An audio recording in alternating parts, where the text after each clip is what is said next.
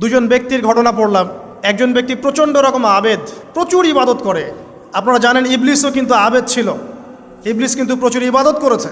এখন ওই ব্যক্তির একজন বন্ধু ছিল, এটা বানু ইসরাইলদের ঘটনা। তো সেই বন্ধু পাপী ছিল, বিভিন্ন কবিরা গুনাহ করত। আর এই আবেদ ব্যক্তি বারবার তাকে নসিহত করত, গুনাহ ছেড়ে দাও, তুমি পাপ করছো, গুনাহ ছেড়ে দাও। তখন সেই ব্যক্তি যে পাপ করছে সে বলতো যে আল্লাহ কি তোমাকে আমার রক্ষক বানিয়েছেন? আল্লাহ কি তোমাকে আমার উপর দারোগা বানিয়েছেন? আমাকে আল্লাহর হাতে ছেড়ে দাও, আমাকে নসিহত করতে শোনা। একদিন এই আবেদ ব্যক্তি তার বন্ধুকে একটা জঘন্য পাপ করতে দেখলো, এমন একটা পাপ যেটা দেখে তার মনে ধারণা আসলো এটা চরম জঘন্য একটা কাজ। তখন সে মুখ ফসকে বলে ফেলল যে আল্লাহ তোকে আর মাফ করবে না, আল্লাহ তোকে জান্নাত দিবে না। আল্লাহ রাব্বুল আলামিন মালাকুল মউতকে এই দুজনের কাছে পাঠালেন, দুজনের রূহকে কবজ করা হলো।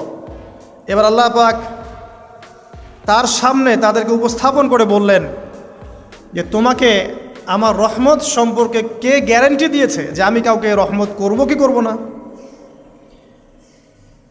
যাও, আমি তোমাকে জাহান্নামে পাঠালাম, ওই ব্যক্তি যে আমার রহমত প্রত্যাশা করেছে আমি তাকে জান্নাত দিয়ে দিলাম।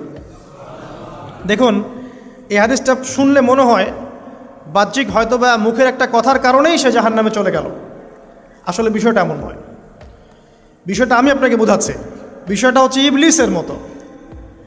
ইবলিস কিন্তু শুধু মন থেকেই বলেনি যে খলাকতানি মিন নার ওয়া খলাকতাহু মিন তিন, আমি কেন তাকে সেজদা করব আদমকে, আদম তো মাটির তৈরি আর আমি তো আগুনের তৈরি। এটা ইবলিসের শুধু মৌখিক স্টেটমেন্ট ছিল না, কারণ কি ছিল? আবা ওয়াস্তাকবার, সে উদ্ধত হয়েছিল, অহংকার প্রদর্শন করেছিল। ভিতর থেকে ইন্টারনালি সে অহংকারী ছিল, সে আন্ডার এস্টিমেট করে কথাটা বলেছে, শুধু মৌখিকভাবে বলে নাই। কিন্তু ঠিক এই ব্যক্তির ঘটনা এমনই, সে মন থেকে অহংকারী হয়ে উঠেছিল, যদিও বা সে আবেদ ছিল। এখানে আমরা যারা প্র্যাকটিসিং মুসলিম হওয়ার চেষ্টা করছি আমাদের জন্য এখানে নিদর্শন আছে।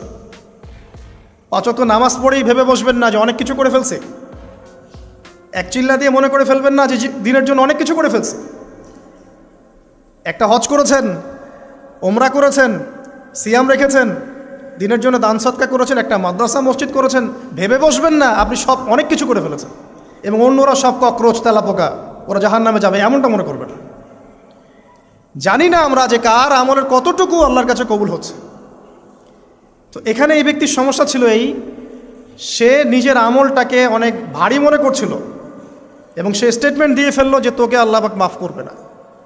এই একটা কথা মন থেকে বলার কারণে তার ইহকাল পরকাল দুটা বরবাদ হয়ে গেল, সে জাহান্নামে চলে গেল।